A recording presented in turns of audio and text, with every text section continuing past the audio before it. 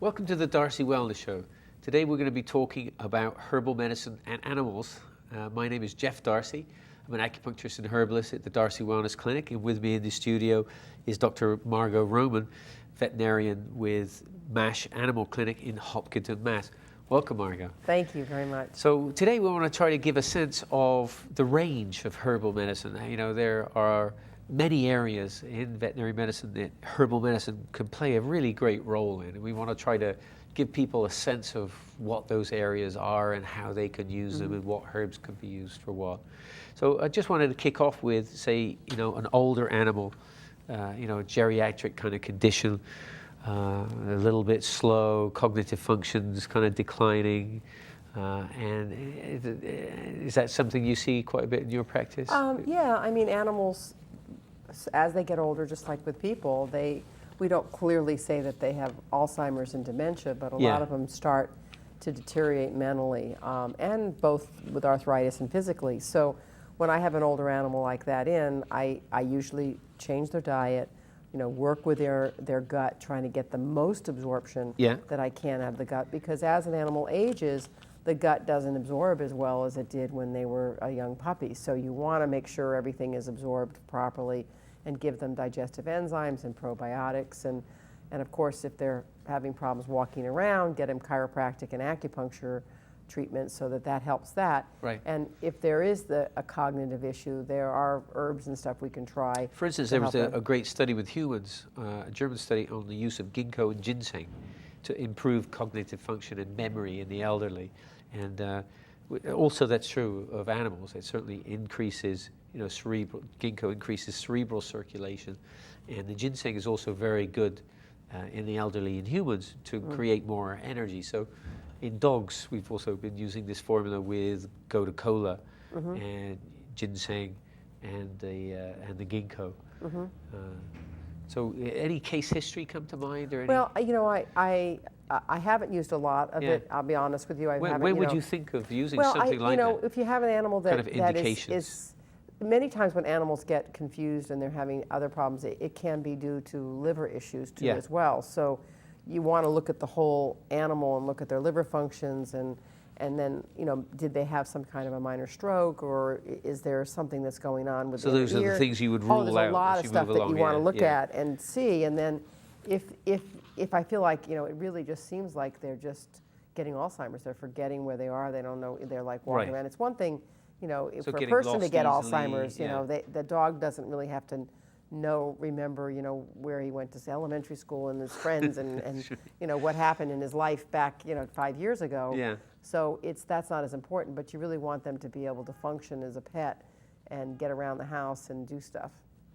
So, you know, the idea of, you know, increased toxicity, the modern environment, the polluted foods, the pollution of chemicals on lawns, the issue of toxicity, when do you think about using herbs for issues of toxicity? Or liver being the great filter. Well, liver is the big filter. So I use a lot of milk thistle. Yeah. I mean, when I have an animal that has any elevation of liver functions, I put them on milk thistle and dandelion, or two that I use a lot, and you know, also possibly on SAMe and a few other things that will help the cleanse the liver.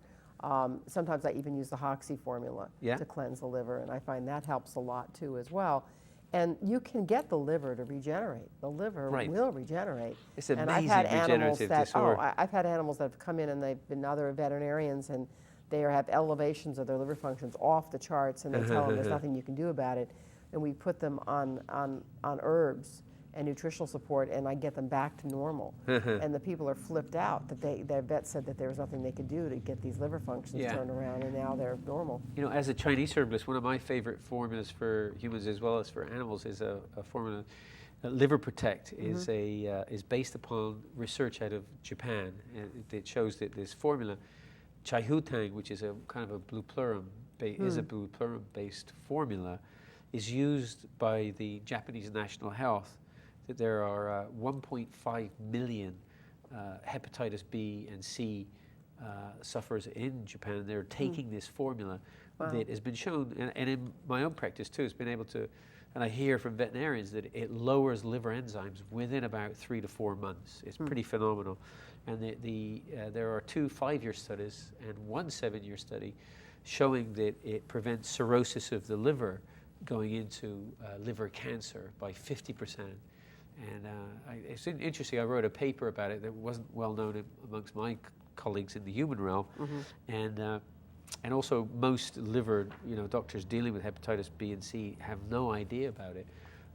But within Japan, they're getting phenomenal success with that. We find that true in animals, that it really lowers liver enzymes quite dramatically. And why not use something that's natural that the body can assimilate versus some kind of other drug that you start to give them that gives you another secondary problem from the drug? And it's nice when it can be something as simple as an herbal combination. And what kind of liver issues do you start thinking that the animal has a kind of carrying a toxic load?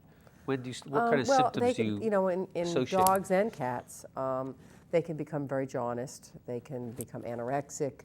They start to lose weight. In cats, they can have this fatty liver complex where they stop eating and they just can't keep anything down, and they go into irritable bowel, and it's like this spiral downward that they just keep going. And if you can get them back up. Irritable bowel showing up with diarrhea, constipation. Yeah.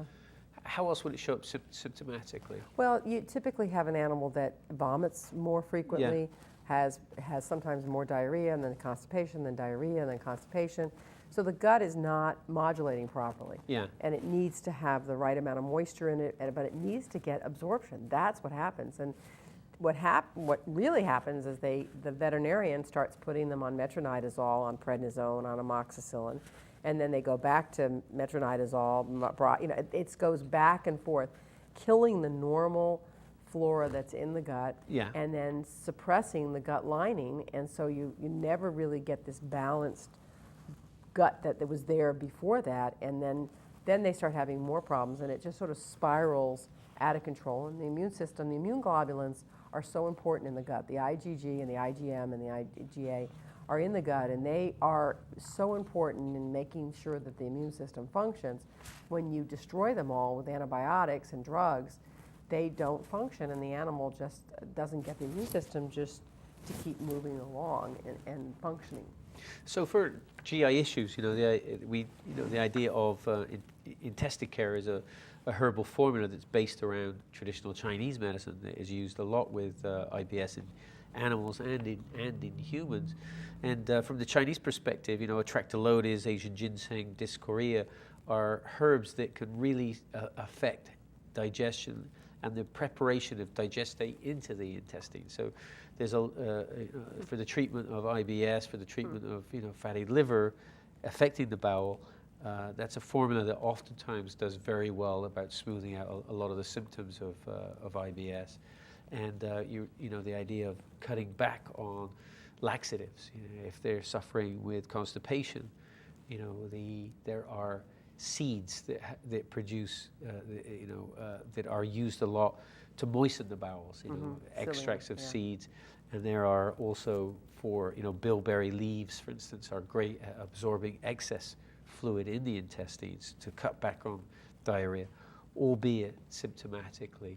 But there are ways of bringing up the digestive process, and one of the favorite ones is based around one of my favorite ones is based around a Chinese formula, a ginseng-based formula that is great to boost up the ability to transform matter into energy, and also to better prepare the digestate. We see in the human realm, and also reports back from vets, that it's very successful in boosting the functioning of the digestion.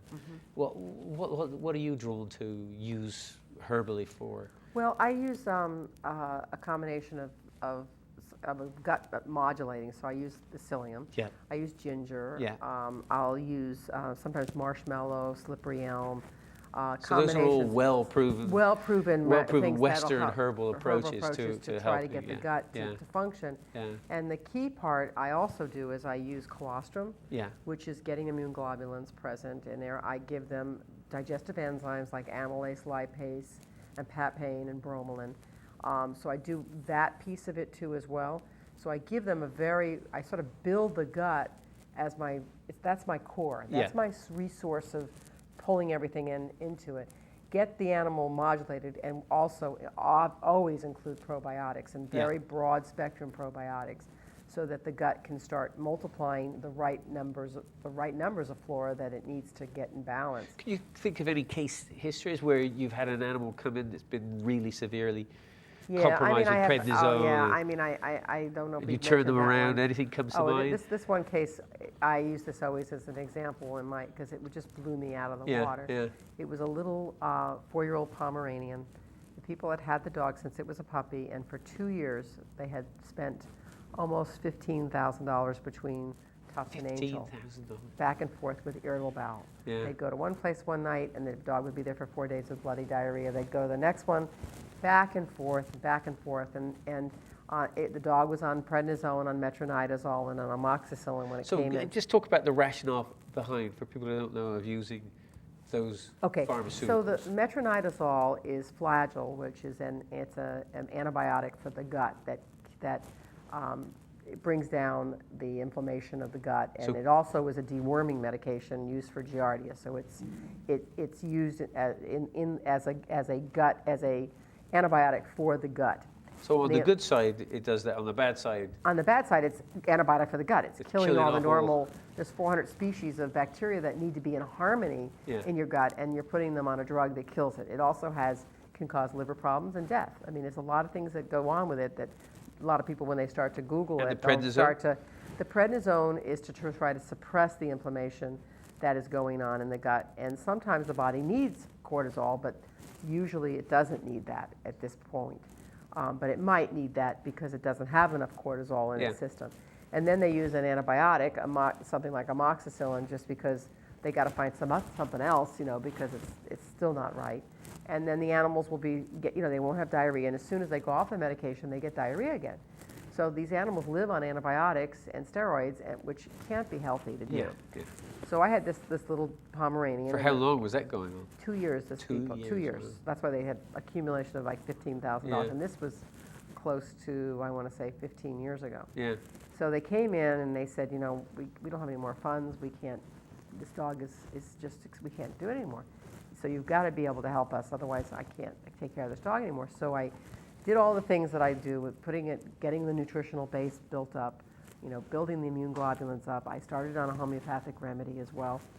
And within about 5 days, the people call me hysterically that the dog looks like it's defecating a plastic bag.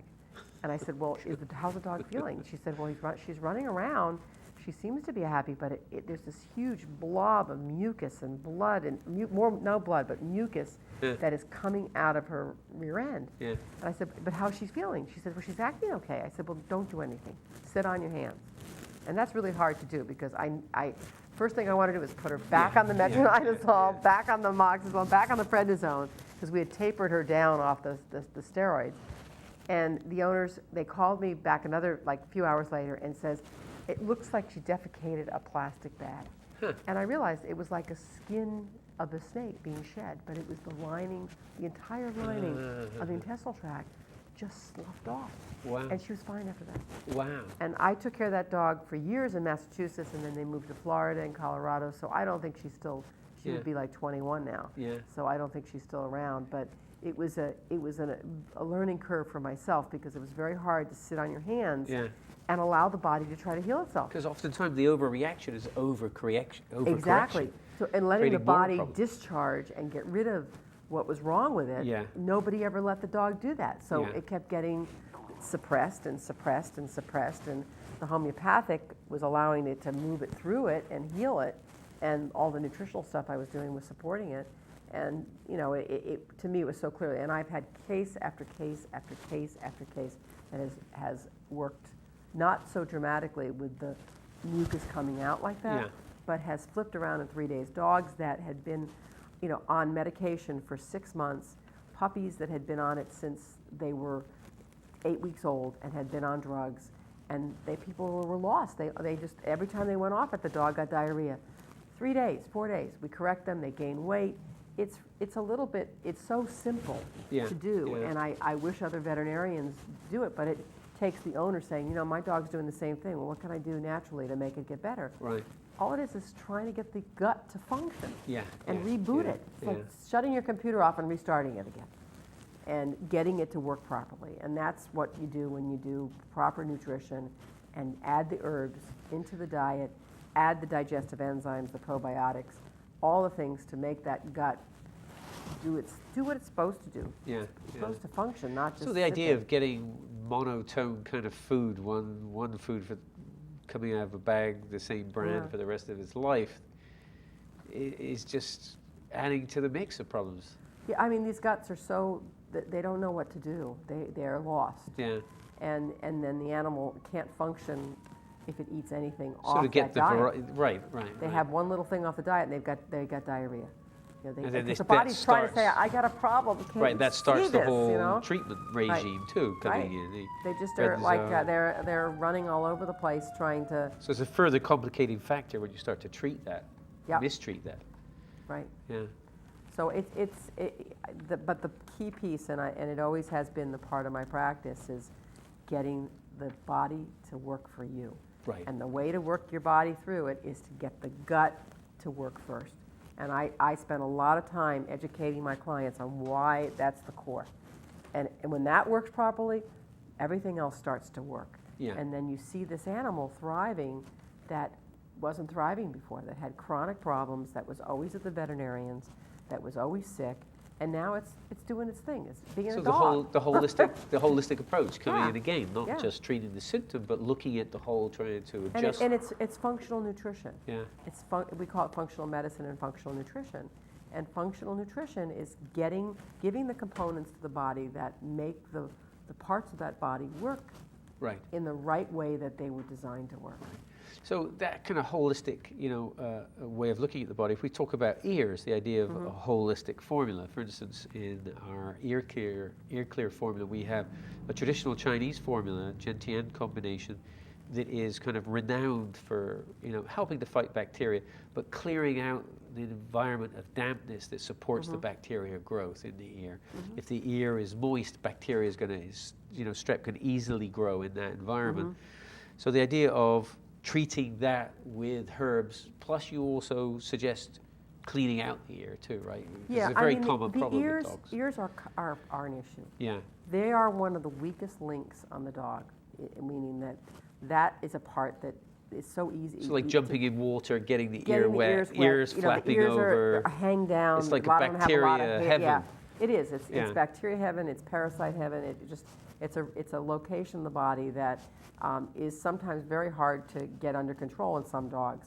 Getting the hair out of the ear, like with poodles or with Wheatons and stuff that have a lot of hair growing in the canal, it's hard to dry that out because a little moisture stays on that hair, and then the hair gets some wax on it. So how do you recommend to clean the ear? Well, what I do at my clinic is we go in and we forceps them out. Yeah. We take a pair of hemostats and we pull as much hair as we can. And then I do a lot of ozone with it. I flush ozonated saline into it, which shocks the system. Just to get the local tissue rid of oxygenated. It kills all the anaerobic bacteria. It refreshes the whole surface of the ear. It gives oxygen to the tissue of the ear that's all inflamed. And then we also do sub-Q ozone, which brings down the inflammation. And then we'll even do auricular ozone, where we put the ozone in through a stethoscope and blow it into the ears and just kill all the bacteria. So we're starting with a very clean ear. Right. And then a lot of times if I get them on a clean diet, their ears will clear up. Yeah. If I can't, then I will use your ear clear. Yeah. And something like that to try to. Any case comes to mind around that? Some cases are hard. They really are. Yeah. The ear, you can chase it around, and I've had some that haven't been successful. I remember and they're case hard. They're really. It stinks too. I mean, the idea of the strep bacteria, and then they end up with smelly. a ear hematoma, which is they rupture the blood vessel within the ear pinna, and so it can be a real problem. Some breeds they suture across the ear canal just to stop any. Well, there's ear ablation, which they take the whole ear canal out and remove it, and sometimes they think solves the problem. So the idea of doing all that in the clinic, giving them, say, ear clear when they're going home to try to resolve. Yeah, I mean, and then the idea of cleaning out. Do you recommend vinegar and? Yeah, well, I mean, you can use a 20% vinegar, Yeah. but that can sting a little bit Yeah. too. But that's something very simple people can use as vinegar. Green tea is also very good. I have clients take about 1 tea bag and a 1/4 cup of hot water, steep it, cool it, and use that as a rinse because it has an antibacterial components to it. And how about eyes? Eye conditions. The idea of getting older, failing eyes, supporting the eyes in some way nutritionally. Is there anything that you? Well, tend to I add recommend? bilberry is one of the herbs that I'll add to it. I think any kind of greens and phytonutrient, beta carotene things. When you start cooking all this stuff, you lose all these nutrients. Yeah. So giving them the raw or freeze-dried vegetables that are not highly processed is great. The interesting story around bilberry was that fighter pilots in World War II were stationed in south of England. In the south of England, they had a very strong tradition for eating bilberries for night visions. And during World War II, Spitfire pilots noticed a big difference between when they ate a lot of bilberries and their night vision, was critical during the Battle of Britain, to survive. And after the war, a couple of those pilots went on to do research into bilberries, and they found, in fact, they did have, essential ingredients, really, anthocyanins that would be real strong nutrients for the eye. And what was interesting, I started to do research within Chinese medicine around formulas that would help eye function. And sure enough, I found berries at the center of all the formulas. There was Schisandra berry, goji berry, and so what we ended up doing in the clinic was bringing that together in Eye Bright Vision formula with the Western herb Eye Bright, with the berries from the traditional formulas, and bilberry leaf extract to provide these nutrients for the eye. And actually, we've had some, been reportedly very good results from veterinarians to stimulate the eye function. So yeah, there's a lot of folk medicine out there for a lot of these conditions that could be just an extension of good nutrition, really. Right. And what it is getting the caretaker and the consumer to know that they do have these choices, that you need to ask your veterinarian for these things. You need to ask them, bring in information, download information, hand it to them. I have a case right now, a cardiac case, where I've got the dog on parsley and dandelion as diuretics to support this case, and it's hard for them to see that. They don't know what the components are. They don't understand it. But I actually printed up a sheet from Susan Wynn's thing, the whole pharmaceutical phytonutrient piece, and then they believed it. They saw that there's some materials backing it up. The research material, and then they believe that it actually can help the animal regain some of the issues that the pharmaceuticals were not helping at all. So, how about viruses? Generally in cats, the feline AIDS, the FIP, I believe, is it? FIP, FELV, FIV. So a lot of kind of general viral conditions. Do you see a lot of that in your clinic, or some? Well, I'm not on. I don't see it as much.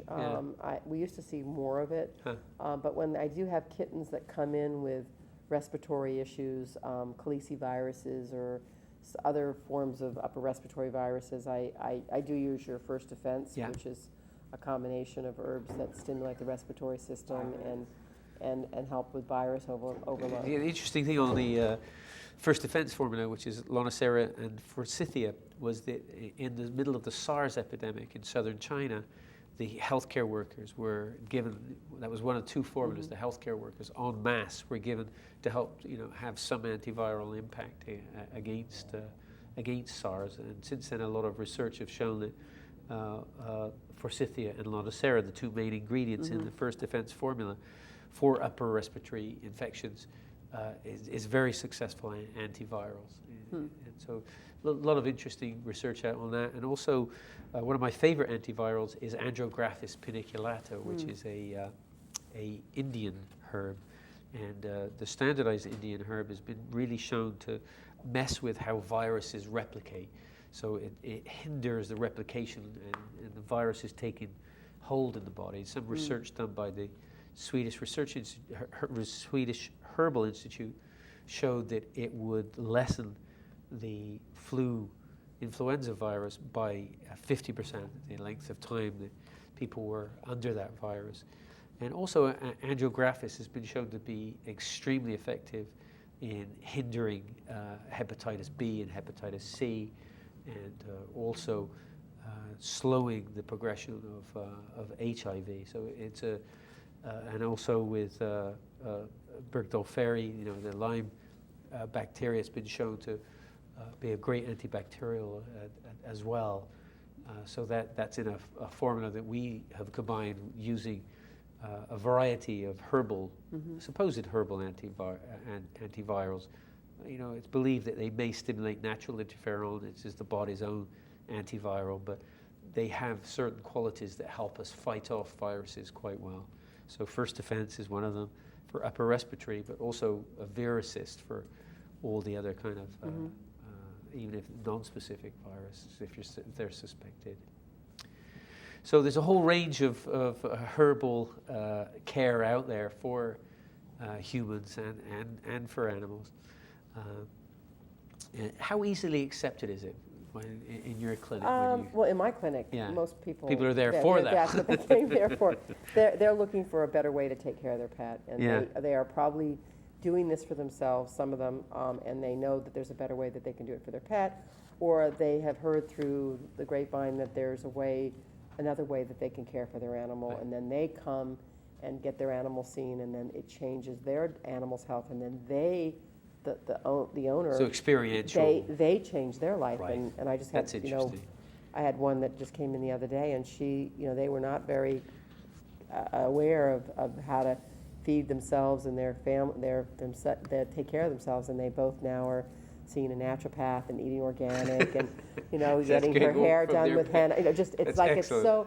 It gives me, that's the whole mission of my practice is to educate, so that people know how to take care of their animals and take care of themselves. Just quickly to touch on, because we have to wrap up, but allergies, a huge issue in animals. Oh, I guess. Skin allergy, huge issue. So again, there's some, we've had tremendous success with Dermatopic, which is based on a traditional Chinese formula, Siwu Xiaofeng, which is a formula that has been remarkably successful. How many animals are you seeing with skin hotspots, skin allergies? Hotspots and skin, as a homeopath, that's the body screaming to the surface. Right. So I don't want to suppress those. Yeah. I don't want to give them antihistamines. I don't want to give them steroids at that point. What I want to do is start from the core again, reboot that gut, get the gut to start absorbing, get them away from proteins that they've had before. Yeah. Put them on a novel protein, give them a lot of digestive enzymes, a lot of probiotics, so the gut gets alive again, because many of these dogs have been on and off antibiotics for their skin, have been suppressed, and they don't have absorption from their gut. So rebuilding the core. Rebuilding the gut, get them off gluten, get them off all wheat, put them on. It's interesting, the idea of this kind of release from the outside, from the inside to the outside of heat. It's also common to traditional Chinese medicine, where they would say that maybe a blood deficiency leads to the surface heat that's being given off. So it's a similar kind of metaphor. It is, I mean, homeopathy work. And there's overlaps with homeopathy and TCVM, or traditional Chinese veterinary medicine. So there's a lot of overlap. But what I look at it is if it's coming to the surface, you want to allow it to come to the surface and then leave, not keep pushing it back deeper into a deeper organ system or a deeper part of the body. So.